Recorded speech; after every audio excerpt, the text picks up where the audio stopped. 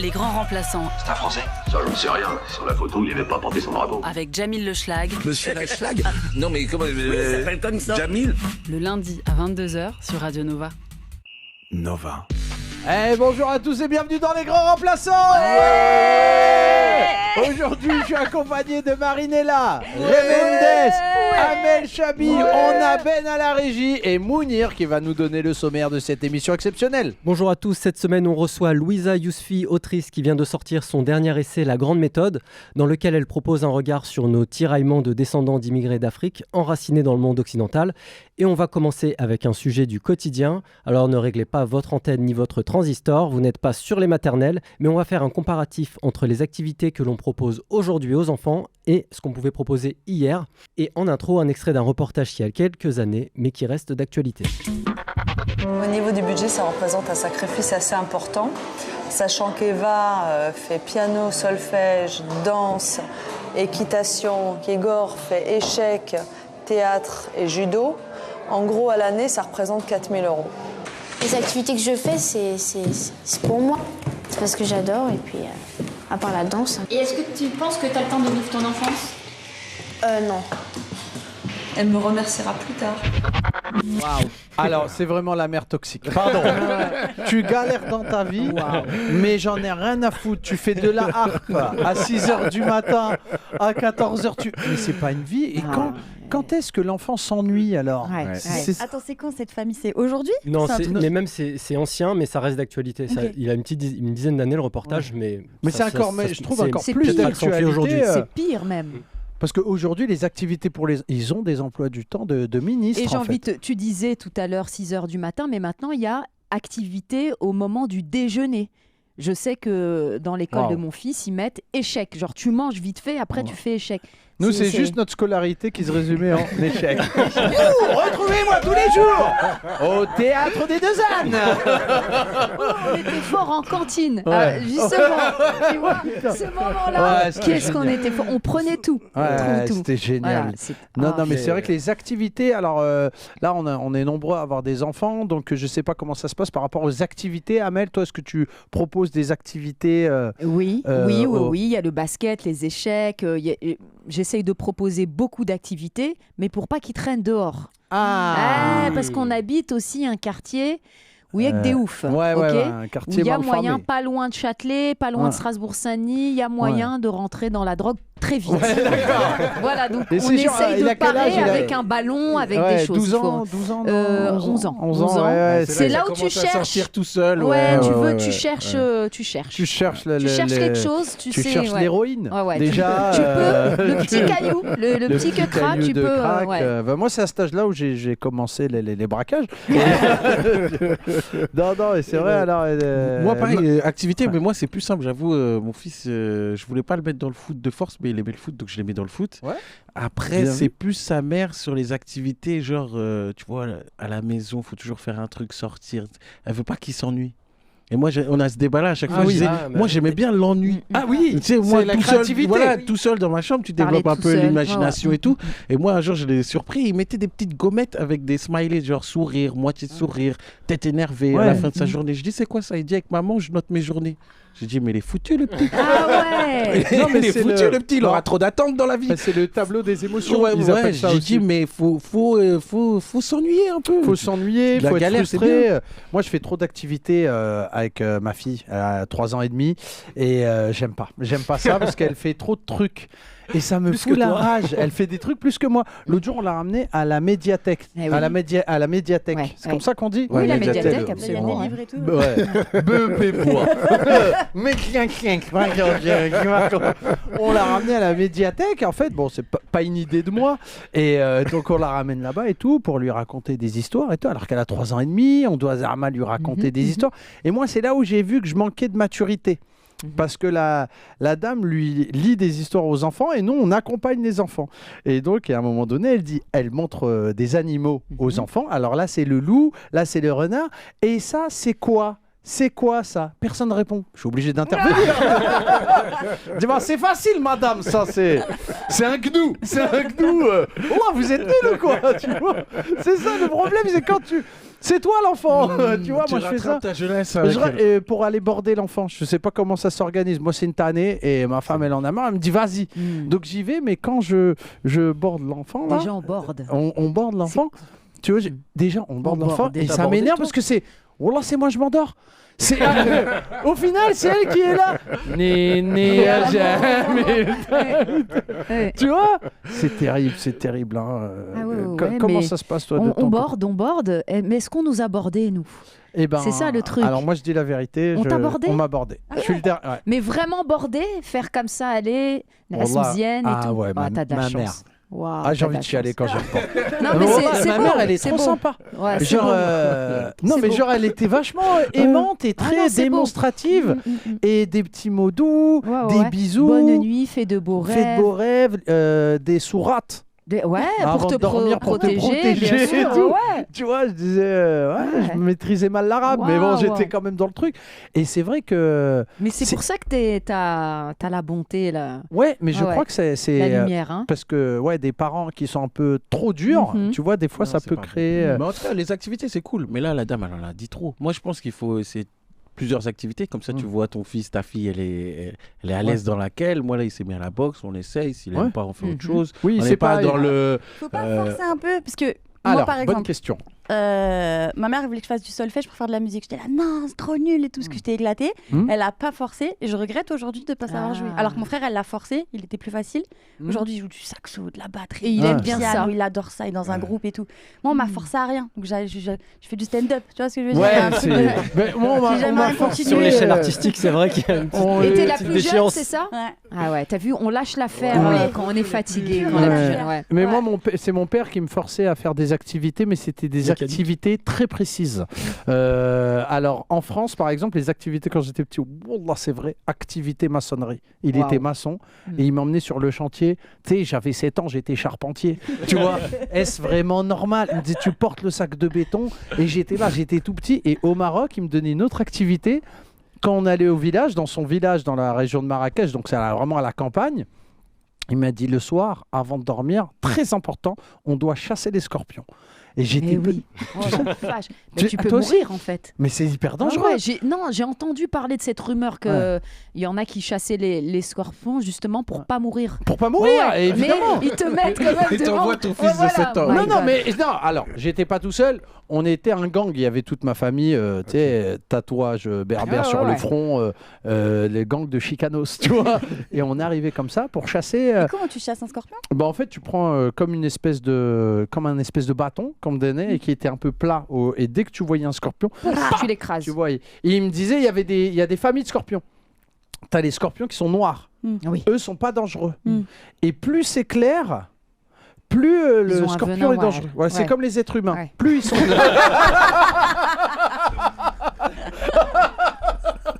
Oh non, ça va être coupé en direct sur Frontières.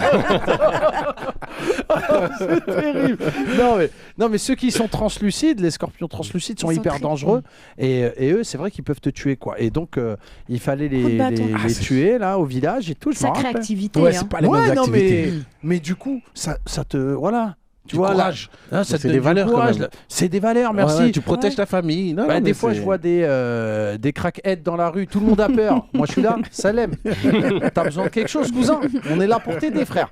Tu vois, il y a une familiarité. J'ai grandi avec des scorpions, c'est pas toi qui vas me faire peur. Mais tu crois que le fait qu'ils aient de belles activités comme ça, même on les emmène au musée, au Grand Palais, partout, est-ce qu'ils vont être mieux que nous? Non, moi je pense que ça va être des petits bourges de merde. Moi j'aime bien dire mon fils il va voter à droite plus tard. Ça peut être un objectif. Tout le dès que les gens seront en galère, il va dire bah écoute, t'aurais dû bosser dans la vie. Louis Sarkozy. Alors est-ce que ça enlève pas une petite rage, tu vois, une petite rage de flamme, tu vois? Quand t'as galéré, t'es obligé de pas vouloir ça pour tes enfants. Moi mon père il a galéré, du coup il a voulu vous mettre bien. Il a voulu nous mettre bien. Et... Tu prends une revanche sur ta vie, c'est même pas sa vie à lui, tu te dis je vais lui donner tout ce que moi j'avais pas. On a un vrai problème, moi je trouve, moi je vois des gars avec qui j'ai grandi qui ont des enfants, c'est trop comment ils les habillent. Il les habille, les dernières marques. Il a 1 an. Wallah, on sait que tu t'habilles au marché, mais t'es pas obligé de. Il me dit Wallah, mon fils, il va manquer de rien. On sent que t'as des comptes à régler, tu sais. C'est pas pour le petit. C'est pas pour le petit. Et en plus, c'est souvent du faux. Tu vois, donc c'est dommage parce que tu veux. Ouais, c'est pas possible. Le faux, c'est encore pire parce que c'est vraiment que l'image. Exactement. Du coup, ouais. Mais Amel, toi, tu veux que ton fils ne traîne pas dans la rue. Oui. Il y a de moins en moins d'enfants qui occupent l'espace public aujourd'hui. Parce que c'est dangereux, ça. Alors, est-ce que c'est plus dangereux aujourd'hui qu'avant ? Je suis pas convaincu. J'ai l'impression que c'est plus dangereux aujourd'hui. Bah moi, je me rappelle qu'il y avait. Il y avait des vrais risques quand j'étais petit. Il y avait un mec qui s'appelait Zézé, je me rappelle, dans ma ville. Oh, c'était en vrai, c'est un pédophile. Non, mais en fait, tout le monde disait ça, Zézé. Je dis, mais pourquoi il y a toujours un imperméable, ce garçon? Zézé. C'est son nom de scène. Ah oui, mais il y a un rapport avec Zizi. Ouais, mais Zézé. je pense qu'il aimait bien. Il devait être un peu exhibitionniste, un truc comme ça, mais à l'époque. Je me rappelle les gens, ce qu'ils faisaient. Parce qu'il lui jetait des cailloux. Ouais, Zézé, sale chien. Il lui jetait des cailloux. Mais genre, c'était un peu festif. Il se disait, pourquoi c'est. Et arrêtez, hein, tu veux des bonbons. Et c'était bizarre parce que. Mais tu sais, à l'époque, on n'entendait pas trop parler. On entendait des mecs. T'as vu. Moi, je suis en full stress. Je te mens pas, la petite. Non, là, c'est plus. Comme ça avec elle. Non, c'est plus dangereux aujourd'hui. Mais je pense que c'est parce qu'on sait. Avant, moi, je sais qu'à 3 ans, on m'emmenait faire les fonds. On me disait, vas-y, va chercher, va au tabac, va chercher des clopes et tout, sans souci. Aujourd'hui, tu le fais pas. Il y a peut-être aussi 3 ans. 3 ans des clopes, aller chercher des clopes, t'as un peu abusé. Mais on voit ce que tu veux dire. Ouais, c'est vrai qu'en ce moment, la rentrée, c'est pas tous les jours facile. Envoie la gamine, j'ai plus de clopes. Non, mais en vrai, moi je pense aussi, il y a un truc. Par exemple, moi, mes enfants, là, j'habite dans une ville où j'ai pas grandi. Les laisser tout seuls, j'ai peur. Mais moi, mes parents me laissaient parce que tout le monde se connaissait. Voilà. Tu vois, il y avait un côté plus village. Si mon fils, il y a quelqu'un qui va lui faire un truc bizarre, tout le monde sait que c'est mon fils, il y a quelqu'un qui va intervenir. C'est vrai que ça surveille. Voilà. C'est la notion du village, du quartier qui était un village en réalité. Personne se connaît, tout le monde reste chez soi et tout. Tu laisses ton fils, s'il lui arrive un truc, personne ne va intervenir. Les voisins, c'est vrai qu'il y a un rapport au voisinage qui est complètement différent. Moi, la semaine dernière, il y a ma voisine qui sonne chez moi. Elle tombe sur ma femme. Elle dit « Appelle ton mari », comme ça. Je dis « Oula ». On dirait ma maîtresse, tu vois. Appelle ton mari. Moi, je cherche, je dis qu'est-ce qui se passe. Elle me dit tu viens chez moi là tout de suite. Il y a le fils de mon mari, fils de mon mari, donc son beau-fils. Il est chez moi, il veut pas partir. Je dis j'y suis pour rien moi. Elle me dit tu viens, tu vas lui dire et tout. Tu sais, je vois une daronne et tout. Elle me dit ça. De l'aide en fait. De l'aide. Vigeur de voisinage. Je rentre. Le fils en question. Il fait 2 mètres. Il est hyper balèze, il a une tête de fou, il est comme ça sur le canapé. Il était un peu rebou, un peu drogué, on sait pas. Il est comme ça, il me regarde. Et tu vis à Marseille. On est en plein ramadan et tout, il me fixe comme ça. Il se dit c'est lui qui m'a envoyé. Je lui dis bonjour monsieur, la dame elle vous demande de partir. Et il me dit moi je suis chez mon père. Et toi, t'es qui? Waouh. J'ai regardé, je dis, il faut appeler la police. J'ai rien à faire ici, madame. Bon là, après j'ai cassé le tour, bismillah, et je suis retourné à mes affaires. Et on va faire une petite pause publicitaire, on se retrouve juste après. Et vous êtes toujours sur Radio Nova avec les grands remplaçants, et tout de suite, on a l'anecdote de Marinella. On est chez nous. Ok, on est tous humoristes ici et sachez que pour l'argent, on a déjà tous accepté des plans bourbiers dans des lieux où on peut tout faire sauf du stand-up. Chicha, centre commercial, l'éléphant bleu, Perpignan. Et avec ce que j'ai fait le mois dernier, sachez que je suis passée au niveau boss ultime. La boss ultime des stand-uppers avec une carrière foutue. Voilà. Il y a un mois, je suis dans un comedy club, il y a un mec qui vient me voir, il me dit c'est toi Marinella? Non, c'est Lionel Jospin, vas-y. Il me dit ouais, j'ai un plan à te proposer. Et tu sais, je me dis ça va être quoi comme mascarade ça encore. C'est généralement moi je sais où j'en suis dans ma carrière. Généralement quand tu me proposes un plan, c'est les trucs que tu proposes pas aux gens que tu respectes. Voilà. C'est Marine, ça te dirait de jouer dans une voiture? Marine, tu voudrais jouer dans une barquette de Tosti Crousti? Marine, tu voudrais faire une chronique sur Radio Nova une fois par mois? Mais sauf que là, tenez-vous bien, le mec me dit voilà, tu pars 1 semaine pour jouer au ski. Tout gratos, tout frais payé. Je me dis, ça y est, les bons plans arrivent. Qui dirait non à ça? À part Jamil, parce que je cite, la neige c'est pour les ours et les gouères. Mais que fait Jean Messia, 3% Évreux.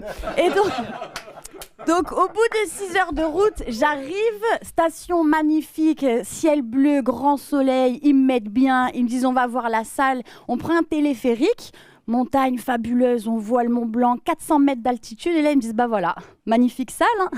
Donc j'ai signé pour jouer 1 semaine dans une cabine de ski. Mais alors attendez, grosse cabine, hein, 150 personnes, c'est déjà quand même 145 personnes en plus qu'à mon spectacle. Sauf que à mon spectacle, les gens sont consentants, ils savent pourquoi ils sont là. Là, les skieurs rentrent dans la cabine et ils sont obligés de subir une personne qui fait du stand-up et ils peuvent pas sortir, ils sont bloqués. Donc ils sont là comme ça avec leur ski, debout, emmitouflés, avec un casque, c'est le labello blanc. Et t'as quelqu'un comme ça qui fait des... Ils sont captifs, c'est une prise d'otage, vraiment. T'es obligé. Et t'es obligé. Alors la traversée, elle dure 4 minutes. Je suis obligée de faire des blagues pendant 4 minutes. 4 minutes, c'est le temps qu'il faut pour pouvoir se dire « Ah, du stand-up dans les heures à 10h du matin, c'est original !» Pour passer à « S'il vous plaît, on peut dire à la dame d'arrêter de parler, je veux profiter du paysage. » Et alors, moi, je suis obligée. C'est un peu l'équivalent. Quand tu rentres dans le métro, tu sais, il est 8h du mat, tu vas au taf, t'as fait ta petite playlist, et là, t'as un gars qui rentre avec sa guitare, il se met à hurler du Manu Chao. J'ai été ça pendant 1 semaine. J'ai vraiment été ça. Et alors, moi, j'étais obligée de faire 4 traversées par jour. Et donc, j'ai eu un peu de tout. Tu sais, donc, t'as les portes qui se ferment, mais t'es obligée de te lancer direct. J'ai eu de tout. J'ai eu des gens, tu sais, gênés qui regardaient le sol.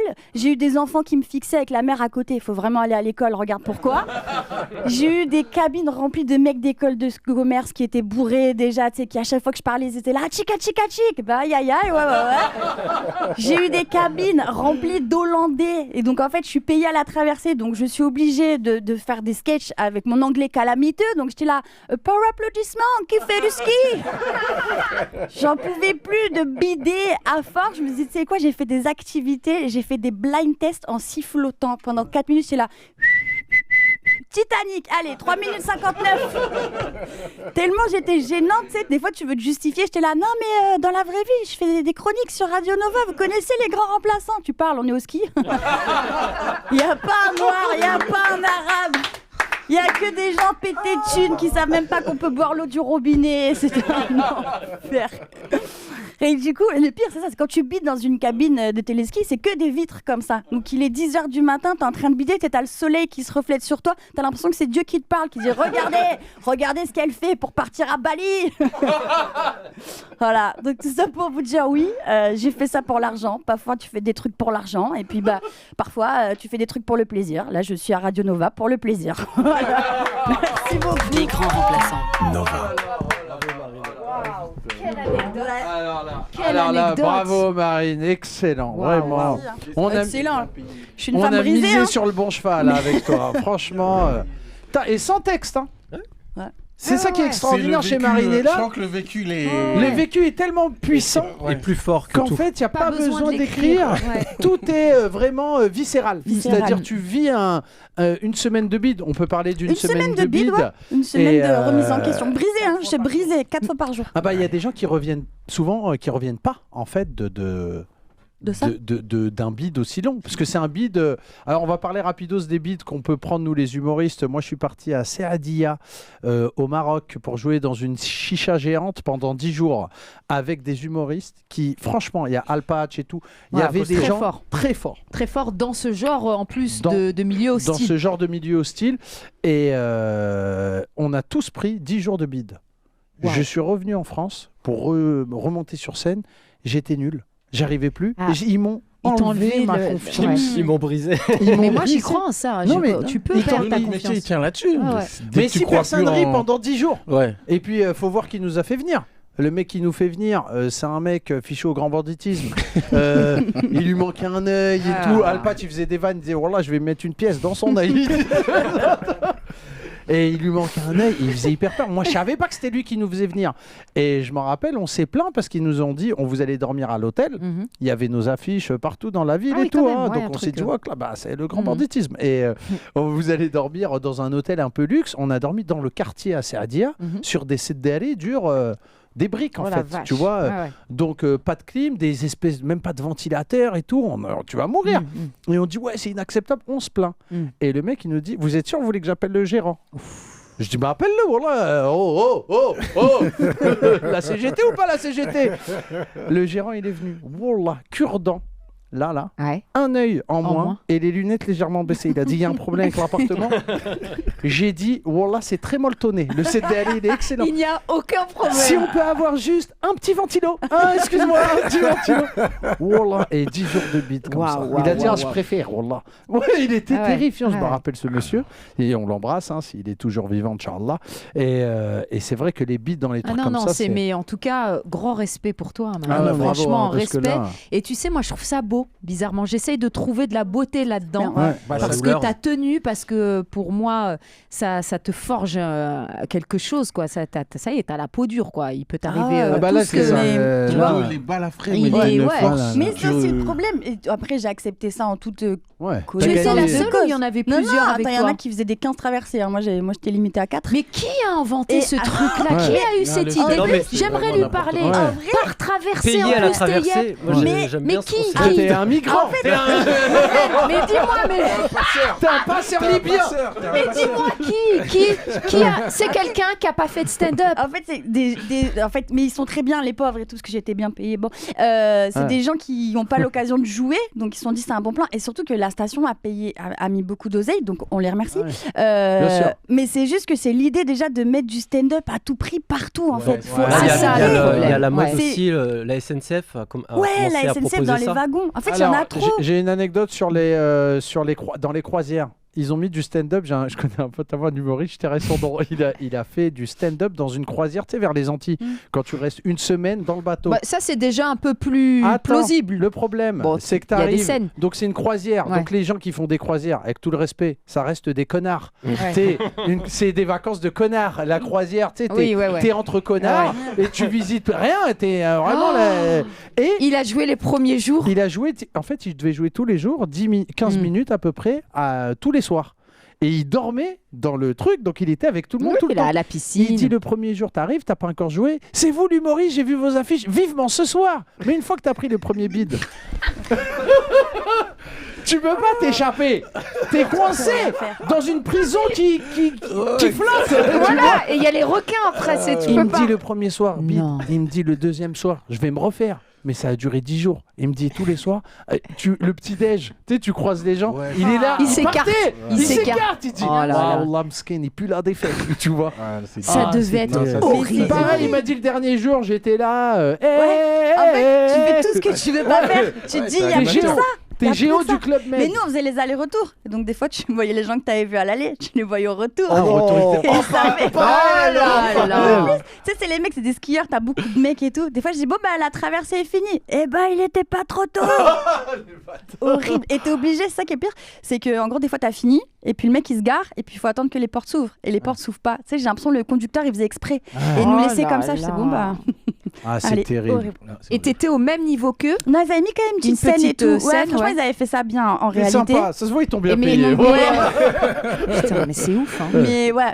Stand-up à tout prix. Stand-up à tout prix. L'argent, c'est bien, mais des fois. Moi, tu sais que je refuse maintenant systématiquement tout, en fait, parce que j'ai trop fait de plans Bourbier. Tu peux me proposer.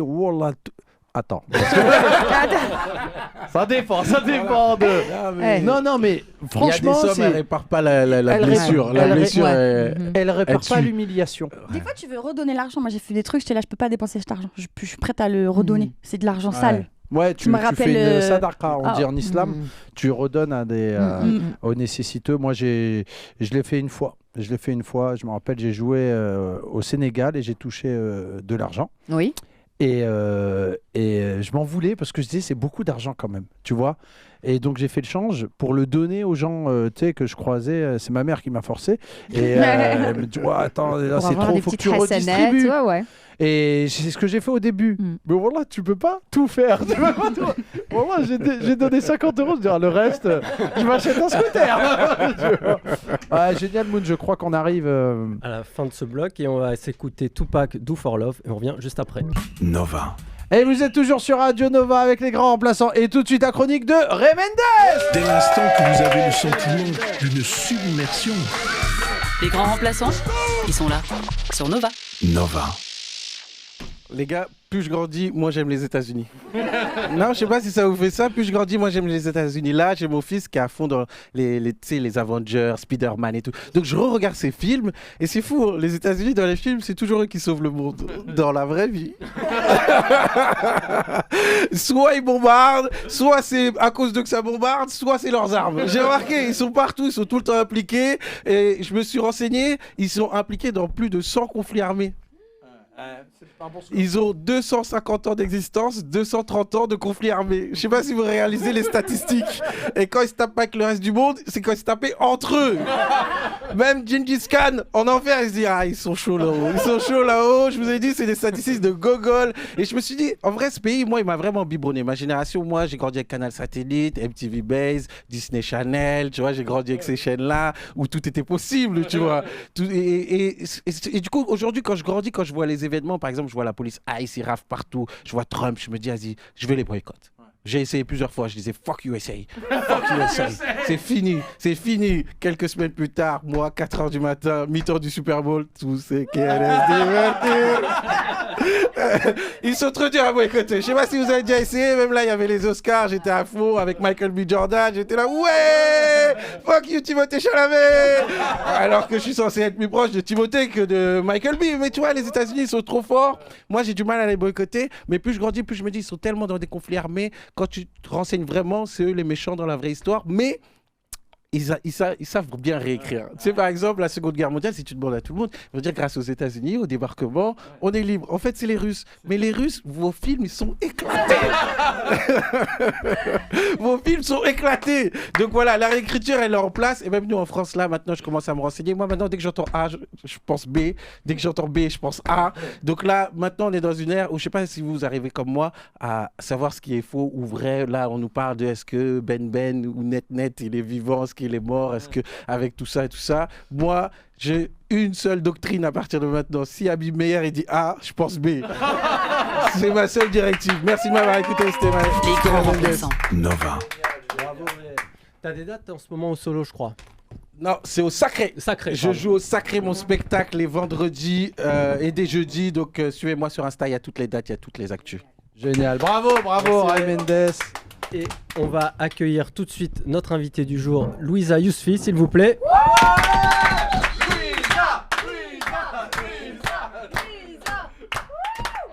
Salut Louisa, ça va bien? Génial, vous connaissez tous. Vas-y, installe-toi là, je t'en prie, ouais. Je te donne ton micro. Bienvenue. Bienvenue, quel honneur, Louisa Yousfi. Bah non, mais quel honneur pour moi, je suis très heureuse d'être là. Ah bah, ça nous fait plaisir, Vraiment. nous, de t'accueillir. On a plein de questions. Hein, On te reçoit donc pour la sortie de ton nouveau livre, La Grande Méthode, aux éditions La Fabrique. Ouais. Moi, j'aurais voulu savoir, c'est quoi le point de départ, le déclenchement de ce récit quand tu t'es lancé? Alors, en fait, il y a plusieurs points de départ, je pense, dans les livres. Bon, je dirais qu'il y a un point de départ autobiographique, parce que ça correspond à un moment où j'ai dû moi-même rapatrier le corps de mon père à la suite de son décès en Algérie. Et ce faisant, j'ai eu envie de le raconter, pas seulement pour le raconter en tant que tel, mais pour donner à voir ce que se cachait derrière ce récit qui semble, disons, un peu incontournable quand on est descendant de l'immigration. On sait plus ou moins tous que dans notre vie, à un moment donné, on va faire ce voyage-là, qui est de rapatrier le corps de nos parents, parce que dans la plupart des cas, même dans la très grande majorité des cas, c'est le souhait des parents d'être enterrés dans les pays d'origine.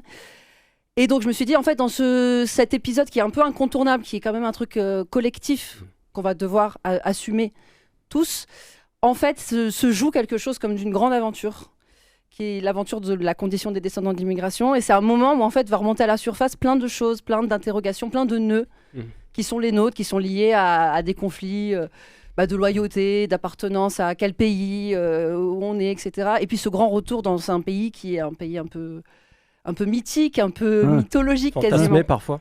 Voilà, fantasmé. Et donc, je suis partie d'un truc un peu réaliste pour, en fait, essayer de lui donner une hauteur symbolique, voire mythologique. Pour essayer d'avoir une espèce de grande aventure à partir d'un petit voyage en plus, parce que c'est quoi? C'est une heure de vol, quoi.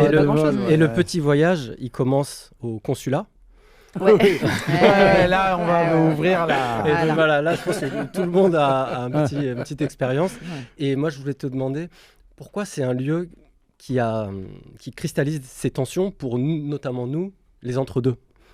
Non, mais déjà, voilà, on a dit consulat, tout le monde a rigolé. Tu vois. Bon, en plus, consulat algérien. Je sais pas s'il y a eu. J'ai l'impression qu'il y a une spécificité supplémentaire, tu vois. En vrai, c'est un gimmick quand même entre nous maintenant, tu vois. Le consulat algérien, tu dis à ton pote, je vais au consulat algérien. Genre, c'est le triangle des Bermudes. Genre, rendez-vous rendez-vous dans 2 ans, je sais pas. Il y a un truc un peu, on se dit, mais à la fois c'est parce que c'est kafkaïen, il y a le truc S12, faut aller dans ce bureau, en fait c'est pas ça, il manquait plus ça. Bon, ça c'est un truc qui revient. Mais il y a aussi autre chose, c'est qu'on a le sentiment d'être malmené par l'administration. On se dit, qu'est-ce qu'ils ont, pourquoi ils nous parlent comme ça, ils nous parlent un peu mal, quoi. Et ce truc-là, qui est un peu une blague entre nous, etc., je me suis dit, en fait j'avais envie de lui donner sa vérité. C'est-à-dire, essayer de prendre le point de vue d'en face et de dire, en fait, eux là, c'est des gardiens, c'est les gardiens d'une frontière sacrée. C'est normal qu'ils nous parlent comme ça, tu vois. C'est pas aussi simple parce que l'Algérie, tu sais, c'est pas genre tu fais des allers-retours, tu sais, puis voilà, ça engage rien. Et puis souvent, nous n'avons pas tous les bons papiers. Voilà, aussi. On n'a pas les bons papiers, mais aussi ça raconte quelque chose de notre rapport, tu vois. À l'Algérie, c'est genre, mais ou alors. Mais vous croyez quoi en fait? Vous croyez que vous avez tous les droits, vous venez genre allez, file-moi les papiers. En fait, ça va pas se passer comme ça. Respecte en fait, tu vas, voilà. Attends, repos, tu vois. Et moi, ça s'est passé vraiment, en fait. Même au moment de la mort de mon père, j'ai eu cette grande dame du consulat, là, qui m'a mal parlé. Mais genre en mode, mais en même temps, tu savais, non, qu'il allait mourir, genre, qu'est-ce qui se passe, pourquoi, tu vois. Et en fait, ça m'a pas offensée. Presque, j'ai ressenti une reconnaissance qu'elle me parle comme ça. Un réveil, quoi. Ouais, je me suis dit, elle a raison, voilà, elle a raison. C'est vrai. Et elle m'a donné une gifle, mais une gifle constructive. Ouais, et de famille, tu vois. Un truc genre, en fait, tu sais, tu fais quoi, tu vois. Et je me suis dit, en fait, elle, là, il faut lui donner sa part de dignité. Donc, il faut en faire une grande figure. C'est la dame du consulat. C'est comme, tu sais, les gardiens de porte dans les grands récits. Tu sais, t'as des cerbères dans la mythologie, des gens qui gardent des frontières sacrées, tu vois. Et ce moment-là, il faut le raconter comme ça. Il ne faut pas juste le raconter à hauteur de guichet. Il faut le raconter à hauteur mythologique, tu vois. C'est de renverser le regard aussi. Et le renverser, absolument. C'est une super émission. Et on est vraiment là, t'as mis un level. Lisa. Nous, on était... tiens sur mon doigt. Tu connais pas la dernière? Nous, on était là, on a joué on a fait pizza, on a fait... C'est bien, mais on prend des notes, là. On prend des notes. Parce que moi, on m'a vendu le consulat algérien. Moi, je suis allé pour un festival d'humour algérien. Et on devait faire justement nos papiers et tout. Et moi, je m'attendais à un truc de fou et tout. C'était très sympa. Je suis sorti, j'étais là déçu. Déçu. Trop cool. Mais il y a des choses aussi qui se sont organisées. C'est plus comme avant. Maintenant, il y a des horaires de rendez-vous. On n'est plus 1 milliard. Parce qu'avant, on prenait on prenait nos sandwichs pour aller là-bas parce que tu restais 3-4 heures. On campait presque. Et là, il y a quelque chose de plus organisé, je pense. Ouais, c'est vrai que c'est un peu mieux. On a... vas-y, Benoît, excuse-moi. Donc, le consulat, c'est pour rentrer. Et quand tu arrives, du coup, au pays, tu retrouves la famille. Et là, il y a des choses qui se révèlent, c'est-à-dire des tensions qui sont liées parfois à la terre et souvent à la maison. La maison aussi fantasmée de l'immigré. Putain. Mais je suis dedans, guys. De l'immigré qui est parti, qui s'est créé un petit peu un refuge. Mais en fait, un rêve, un refuge qui se transforme en guêpier. Et donc, qu'est-ce qui se noue là-dedans aussi, dans ce rapport à la propriété de la terre et de la pierre entre les deux, ceux qui sont entre les deux rives? En fait, il y a 2 choses là, tu vois. La première, c'est que effectivement, il y a une espèce de tension implicite entre la famille du Bled et la famille de France, mais vraiment, bon, qui est peut-être probablement historique, qui est lié au fait qu'il y a une famille qui est partie, et puis du coup, c'est comme ça que je l'imagine, la frontière, la frontière, la Méditerranée, c'est la lame de la discorde, quoi. Elle nous sépare, tu vois, il y a quelque chose qui a rompu, et qui continue à perdurer. Mais souvent, il y a un truc qui me marque, c'est que les familles sont fracturées à partir de conflits mal nommés, mal énoncés. Genre, mais c'est quoi le problème? On ne sait plus exactement, tu vois. Et souvent, c'est des histoires de terre, mais pourries en plus. C'est genre de 100 mètres carrés que personne ne veut. Tu vois, personne ne veut. Ça va changer la vie de personne. C'est quand tu vas voir la maison qui a détruit, je veux dire des familles entières. Tu vas la voir, tu fais mais en fait c'est pour ça que mon père il se prend la tête, il dort pas la nuit, il parle plus à son frère. Pour un truc de merde comme ça. Et en fait c'est un truc qui revient. Et donc je me suis interrogée sur cette histoire, tu vois, mais qu'est-ce que c'est que ce truc? Et en fait, alors c'est complexe, mais en vrai c'est que oui, je pense que l'Algérie, enfin les pays d'origine pour nous, c'est une espèce de sauvegarde de nous-mêmes à distance, quoi. Et du coup, on veut pas qu'on y touche. Enfin, dire, c'est à la fois on n'y est pas, mais en même temps, c'est l'endroit de notre vérité ultime, tu vois. C'est-à-dire que c'est pas un rapport hypocrite, tu vois. C'est au contraire, c'est notre authenticité, elle est là-bas, tu vois. Et on refuse qu'on y touche. C'est un truc de très important, tu vois. C'est vrai. Et en même temps, mais ce faisant, on le sanctifie, tu vois, et on empêche ceux qui y sont véritablement. Eux, c'est leur vie. Eux, ils sont pas en trip, tu vois. Mystique. Et du coup, ils sont là, genre, mais vas-y, on te dit qu'il faut vendre la maison, on va la vendre, tu vois. Et nous, on est là, non, on veut qu'elle reste. Mais putain, mais c'est nous qui vivons dedans, tu vois. Donc on te dit qu'il faut la vendre. Et du coup, il y a un truc. C'est pas toi qui va nous dire que, tu sais, alors que t'es même pas là, tu viens même pas, qu'est-ce que tu nous fais chier, tu vois. Parce que c'est vrai qu'il y a des tensions qui déjà dès l'enfance, quand t'arrives, nous, même si ici, nous, on est les prolos en France. Mais là-bas, on apparaît en tout cas comme des bourges. Parce qu'on a, je sais pas moi, une Game Boy, tu vois, un truc comme ça. Et je me rappelle on a un privilège. On a un privilège. De fait, je me rappelle des guerres, des embrouilles de malades. Qu'un jour, c'était même pas une vraie Game Boy, on m'a chourave une fausse Game Boy. Et il y a eu une enquête, tu vois. Bon, on est au Maroc, donc tous en ligne. Mes tantes, elles ont mis tout le monde en ligne pour découvrir qui est le coupable. Mais c'était un problème grave, quoi. Et moi, je l'avais hyper mal vécu. Mais aujourd'hui, je me dis, en vrai, c'est pas grave. Il m'a volé ma Game Boy. Mais allez, tu vois, ça coûtait 10 francs au marché, j'aurais pu m'en acheter une autre, tu vois. Excuse-moi, c'était une forme. Tu me remontes aussi des trucs. Mais je pense que nos parents veulent pas qu'on touche à ces terres-là ou à cette maison-là qu'on a un peu délaissée, etc. Parce qu'en fait, eux, à la base, ils avaient un plan, ils sont venus pour nous, pour qu'on ait un avenir meilleur. Ouais. Et ils se sont dit, après, on va revenir et on reviendra avec nous. Ouais. Mais nous, on veut plus aller là-bas. Ouais. Nous, on veut acheter une maison à Arcachon. C'est ça le problème. Non mais c'est horrible et on aime bien aller à Arcachon. Je dis Arcachon, mais tu vois, où on veut bien retourner au Maroc ou en Algérie, mais au Sofitel, avec la piscine et toboggan pour les enfants. On veut pas aller dans cette grande maison avec du carrelage et où il y a rien, où c'est hyper loin, etc. Sauf que eux, tu leur arraches le cœur si tu vends ça parce que ils ont une parole. Ils se sont dit non, ça c'est horrible, c'est horrible. C'est horrible. Excuse-moi. On va reprendre cette conversation juste après la pub. On va se remettre de nos émotions avec LCD Sound System et une page de pub. Et vous êtes toujours sur Radio Nova avec les grands remplaçants. Aujourd'hui, on a Louisa Yousfi. Quelle classe, voilà. Alors, Mounir, on enchaîne avec... Eh bien, on a parlé donc des tiraillements autour de la maison. Et il y a aussi un rapport qui s'instaure. C'est un rapport de culpabilité et de jalousie d'envie entre ceux qui sont partis et ceux qui sont restés. Comment tu l'abordes dans le livre, cette tension-là aussi, parce que en fait, on envie un peu ce que l'autre a, j'ai l'impression, dans nos oui, c'est vrai. C'est vrai que dans le récit, objectif matériel consisterait à penser que ceux qui sont arrivés en France ont bénéficié effectivement de tous les avantages matériels, les APL, voilà, tu vois, même administratif, le fait d'avoir des, je veux dire, nous on a des papiers, on a des papiers qui nous permettent de voyager à travers le monde comme ça, easy, tu vois, des trucs de fou. Enfin, je veux dire, on a des avantages incroyables. Et puis on a eu accès, je pense aussi, ça correspond aussi à une montée en, socialement, enfin, tu vois. Moi, je sais pas, je vois ma famille, je vois bien qu'il y a quelque chose qui s'est effondré. Même c'est même de pire en pire leur statut social là-bas en Algérie. Donc matériellement, tu vois, objectivement, c'est ça. Mais en fait, on voit bien que quand on revient, tu vois, il y a un truc qui se joue qui, en fait, on envie un peu la vie de ceux qui sont restés ancrés dans le monde qui les ont fait, en fait. Nous, on a un rapport à ce monde-là qui est falsifié, tu vois. On a un truc un peu... abîmé, qui a été abîmé, on sent qu'on a perdu quelque chose dans cette affaire. En fait, on a gagné des choses matériellement, mais on a perdu beaucoup aussi.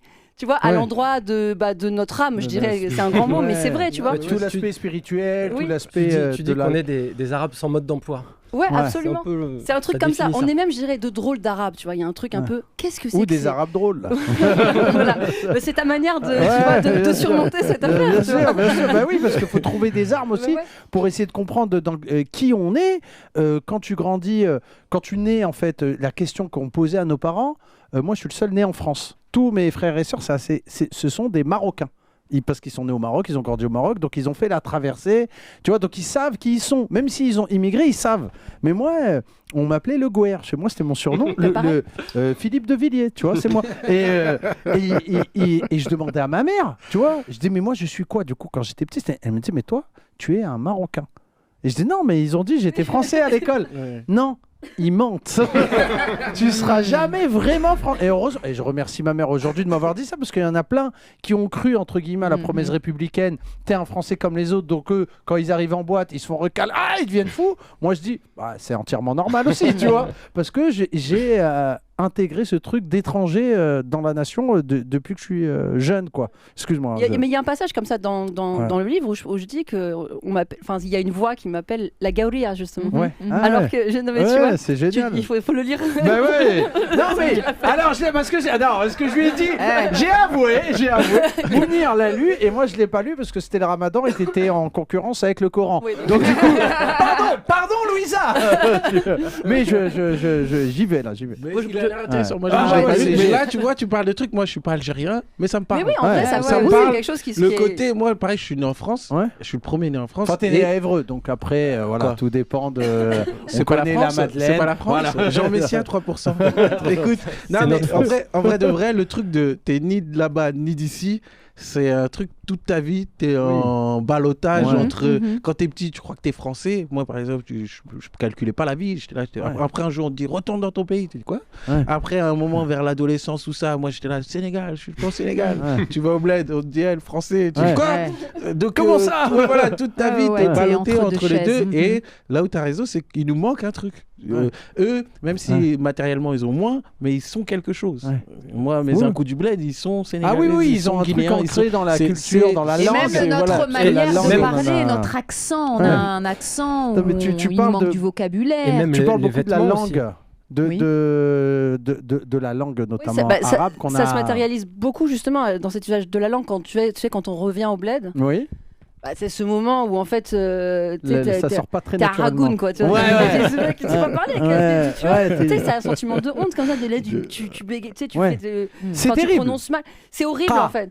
Mais tu sais pas faire, mais et tu sais tu sens en fait la honte d'un coup elle est transformée parce que d'habitude quand on parle de la honte c'est la honte de nous vis-à-vis de la France parce qu'on est, tu vois. Oui, si tu parles bien arabe, ici c'est moins bien vu. En fait, moi je trouve que la honte la plus importante, tu vois, c'est celle à l'endroit de nos mondes perdus entre guillemets de nos pays, tu vois.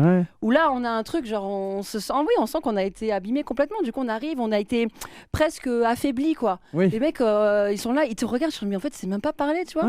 Mais ce qui est quand même la base. Tu connais même pas ton histoire et tu sais même pas, tu sais il y a plein de choses que tu sais plus. Oui. Et t'es là, tu dis qu'est-ce que oui, mais la République. Voilà, la République. Et tu sais, en fait, il y a un truc, tu peux même pas flexer quoi. Ouais, tu peux pas flexer. En fait, tu flexes, voilà, tu te sapes, j'en sais rien. Et d'ailleurs, on fait ça.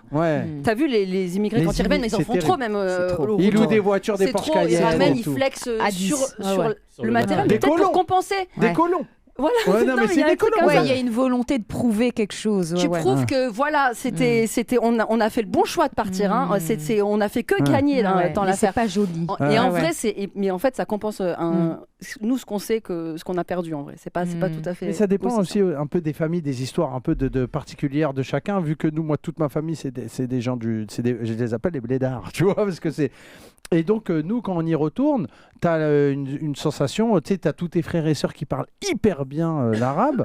Donc, moi, je me sentais un peu exclu même de ma famille. Quoi, mais en fait, moi aussi, parce qu'en vrai, là, on est 8 enfants, tu vois. Les plus âgés. Et tu as la moitié, la moitié qui sont nés en Algérie, qui ont grandi en Algérie. Ah oui. Eux, ils ont. Ils n'ont pas la même problématique que toi, peut-être. Ouais, mais c'est ailleurs. Enfin, c'est quand même. Si, mais c'est juste que ça se situe pas à l'endroit de la langue, mais ça se situe ailleurs. Oui, parce qu'ils maîtrisent, eux, ils parlent hyper bien. Alors que nos parents nous ont inscrits à l'école arabe. Oui, ça, il y a aussi un chapitre là-dessus. Et ça, il faut faire un petit point quand même sur l'école arabe, si je peux me permettre. Les samedis ou les dimanches, ça se passait apparemment. Ah oui, alors bon, j'explique pour nos auditeurs blancs de gauche, parce que les blancs de droite, je pense pas qu'ils nous écoutent. Souvent, les gens originaires d'Afrique de l'Ouest, Afrique du Nord, on allait à la madrasa, l'école arabe, pour apprendre les cours coraniques et pour apprendre l'arabe littéraire pour le coup. Et c'était quoi, terrible. Moi, chacun a son expérience, hein, mais toi, tu dirais quoi? Pour moi, je le vivais comme une punition. Quoi. Déjà le dimanche matin, insupportable. C'était quel jour? Le jour du Seigneur. Le samedi. Samedi, ok. Samedi matin. Pas mal, pas mal. Moi, c'était le dimanche matin, téléfoot. Je loupais téléfoot. Une petite forme de haine aussi. Hein, non, dur. Mais je pense que ce que j'ai essayé de décrire dans le chapitre qui donne voix à ça, c'est surtout que je pense que ce qui nous faisait chier, c'était pas seulement que ça nous obligeait à nous lever, à aller faire des efforts, tu vois, à retourner à l'école, quoi. Mais c'était parce qu'on savait que ça servait à rien, au sens où ça se jouait pas que là-dessus. C'est-à-dire qu'il y avait un truc on cherchait à réparer un truc qui allait pas être réparé par l'apprentissage de la langue. Tu vois, il y avait un truc de. Mais en fait, qu'est-ce que vous. Non, en fait, c'est foutu, quoi. Il y a un truc. Tu vois, mais nos parents faisaient ce qu'ils pouvaient. Oui, voilà. Et c'était faut qu'on garde déjà. On parle pas beaucoup la langue à la maison déjà. Mais eux, ils avaient quelque chose comme ça. Donc, tu vois, en plus, il y a un côté, tu y vas parce que les pauvres, hein, tu sais, en plus, on a une claire conscience, je pense qu'on est quand on est enfant d'immigrés, on voit bien que nos parents, ils sont affaiblis déjà par le monde qu'ils ont rejoint par l'exil, etc. Et t'as pas envie d'aller, tu vois, de les emmerder, tu fais d'accord, vas-y, tu vois, on les aime, tu vois, donc on fait ce qu'il faut, quoi.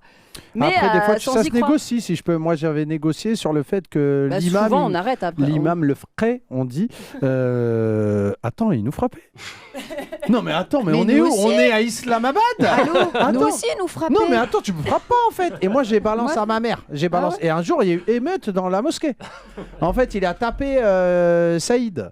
Moi, je dis pas le nom de famille, tu vois. Il a tapé Saïd et tous les frères de Saïd étaient. On avait 14 ans. Et voilà, ils étaient nombreux dans leur famille. Ils se sont levés, ils ont dit voilà, on va niquer l'imam.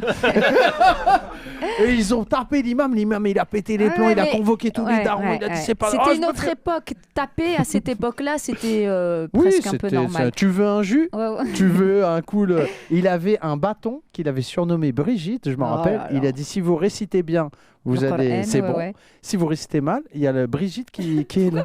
Parce que je sais pas, avant-gardiste Macron, Brigitte Macron, tu vois la punition. Brigitte Bardot, il a non mais c'est une forme de Karen, quoi. Moi je l'entends comme ça. Ouais, c'est bizarre. C'est la femme blanche méchante.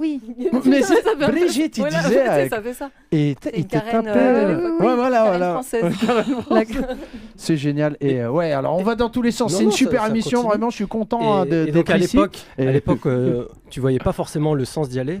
Mais pour toi aujourd'hui, en quoi la maîtrise de la langue ou le retour à la langue, c'est déterminant dans cette réappropriation d'identité? Bon, moi je pense que, alors c'est pas que par la langue évidemment, mais par en fait la réappropriation, oui, d'une personnalité historique, c'est-à-dire que l'endroit de ce qui nous fonde, etc. Donc ça, c'est la langue, c'est aussi la religion. C'est un livre beaucoup qui parle de ça, d'espèce de réaffiliation. Vers la religion que je considère avoir été, pour certains d'entre nous, hein, pas tous, mais quand même pour certains d'entre nous, le lien à la fois à la religion, mais aussi même à l'idée même de transcendance, il a été abîmé, il a été... par un niveau de laïcité qui est à niveau de laïcité, de sécularisme, je veux dire, il y a un règne du rationalisme qui fait que tout ce qui... Tout ce qui est lié à la foi, c'est ringard. C'est ringard, c'est méprisable. Mais même dans les milieux culturels antiracistes. Surtout parce que la gauche, c'est une gauche matérialiste, marxiste, donc pour eux, qui est censé en plus défendre les musulmans. Du coup, il y a un truc un peu contradictoire. C'est vrai, tu vois, ils défendent des gens qui croient des choses que eux ils disent, mais bon, c'est un peu bizarre qu'ils croient. C'est de l'obscurantisme. Et puis il y a un rapport à la religion qui est pensé uniquement sous la forme aliénante, quoi. C'est une pure aliénation. Et bon, peut-être qu'il faut les défendre. Bon, et un jour ils vont s'en rendre compte. Ils vont se rendre compte. Peut-être qu'ils vont se convertir aussi à l'islam, Inch'Allah. Voilà, je veux dire petit à petit. Tout ça, je pense que ça a fini même par nous abîmer, par abîmer notre rapport à la foi, tu vois. Il y en a qui ont perdu, qui ont eu des baisses de foi, qui ont perdu qui l'ont caché. Le fait de ne pas assumer, le fait de un truc bête, on en parle dans le spectacle beaucoup, de faire la prière au travail. On a fait une émission même sur ça, où tu fais la prière au travail. C'est mieux tu fumes du crack. Oui, ça fait peur. Parce que si tu te fais attraper avec, surtout les meufs, en hijab, bismillah rahman, tu vois, c'est fou. Moi, j'ai peur déjà. Alors que je connais, tu vois. Tu vois la lecture de chacun. Moi, quand je vois quelqu'un faire la prière, je trouve ça tellement beau. Je me dis, ça met une belle vibe dans la vibe. Quoi de plus beau que remercier le ciel de ce qui t'arrive, tu vois. Et les autres ont peur. Non, mais c'est dans l'approche, si je peux me permettre, tu vois, par exemple, je fais un comparatif entre des fois les chrétiens, les musulmans, quand ils viennent faire du prosélytisme. Tu vois, les chrétiens, ils viennent faire du prosélytisme, ils chantent « Hey, Jésus t'aime, Jesus loves you !» Et un côté cool. Attends, et les gars, faites des efforts aussi. T'arrives barbe humide, salam alaikum, c'est l'heure du rappel, les frères. Il y a du bon gars à la mosquée. T'es NG là-bas. T'es agressif un peu, tu vois. Bah non, une fois, je me rappelle, j'ai dit oui, je peux pas, j'ai basket. Et il m'a dit le basket attendra, Dieu n'attendra pas. Bah, direction la mosquée. Alors, et on embrasse l'extrême droite qui nous écoute et qui va enregistrer ce passage. Non mais attends, juste parce que du coup, pour revenir sur, parce que c'était une question qui disait mais pourquoi maintenant il me semble important de revenir à tu vois, cet héritage en fait, à retrouver, à renouer avec cet héritage. Sur le plan intime, c'est parce que le moment de la mort d'un parent, c'est toujours le moment de l'héritage. Là en l'occurrence, c'est l'héritage immatériel parce qu'on n'hérite pas de grand chose en vérité. Donc tu vois, c'est un héritage invisible, tu vois, qui est la plus belle chose qui nous reste. Je te jure. Non mais c'est ça. Ouais, chez le notaire, ça pèse pas lourd. Déjà, il n'y a pas des dettes. Mais il n'y a même pas de notaire. J'avoue, déjà pas mal. Mais du coup, ça se pose à ce moment-là dans le récit personnel, mais aussi, je pense, dans le récit collectif, parce que il se trouve que, je pense qu'on est au courant, que tout le monde est au courant ici, qu'on est face à quelque chose qui va nous arriver, qui va être extrêmement difficile. C'est-à-dire qu'on est face à un grand basculement historique vers le fascisme, que nous, on va être les premières cibles, qu'on commence, enfin qu'on l'est déjà en fait d'une certaine manière, mais ça va se préciser, ça va se radicaliser cette violence-là. On a toute cette préoccupation, on vit avec ça, on vit avec cette inquiétude-là. Qu'est-ce qui va se passer on se dit, ok, déjà qu'on a été, comment dire, par l'intégration, moi c'était le livre Rester barbare, c'était un peu ça, à quel point l'intégration nous a aussi, comment dire, euphémisé, entre guillemets, on est devenus des Arabes euphémisés. Tu vois, je sais pas comment dire, un peu... light, quoi, tu vois. Un arabe light. Déjà qu'on n'a plus grand chose en fait, et il y a une autre force qui va continuer encore à s'attaquer à ça. En fait, qu'est-ce qui va nous rester? Donc, en fait, il faut faire des provisions, entre guillemets. Il faut nos forces, nos armes, elles sont là-bas, tu vois. Et il y a un truc de vite des provisions avant que ce grand basculement arrive et avant que l'hiver arrive, comme je dis, winter is coming, quoi. Et pour traverser cet hiver, il faut se renforcer, se blinder et tout pour qu'à la fin, de l'autre côté de l'hiver, on se retrouve, tu vois, et qu'on puisse continuer à être qui nous étions, tu vois, sans s'être complètement annihilé, enfin sans s'être laissé faire, quoi. Donc c'est aussi un appel un peu à la lutte, enfin je veux dire une forme de responsabilité, à une mission, tu vois, historique qui est la nôtre aujourd'hui, tu vois. Par rapport à nos parents. C'est un peu... Non on va faire des provisions pendant une demi-heure. Nous, on est à fond avec toi, Louisa. Franchement, on est bon. Merci beaucoup, Louisa. On peut applaudir Louisa Yousfi, s'il vous plaît. Merci beaucoup. Génial. On va faire des provisions sur ces conseils, du coup. Voilà, on va faire un peu la promo. On peut retrouver donc c'est édité chez nos amis de La Fabrique, qu'on embrasse ici à la rédac. Disponible dans tous les bonnes librairies. Voilà, et la grande méthode. Voilà, et on va l'acheter, Inch'Allah, et toi, tu récupères un pourcentage sur le... Ouais, quand même. Sinon, prends-les toi. Et tu nous le vends, comme ça tu as tout le bénéfice.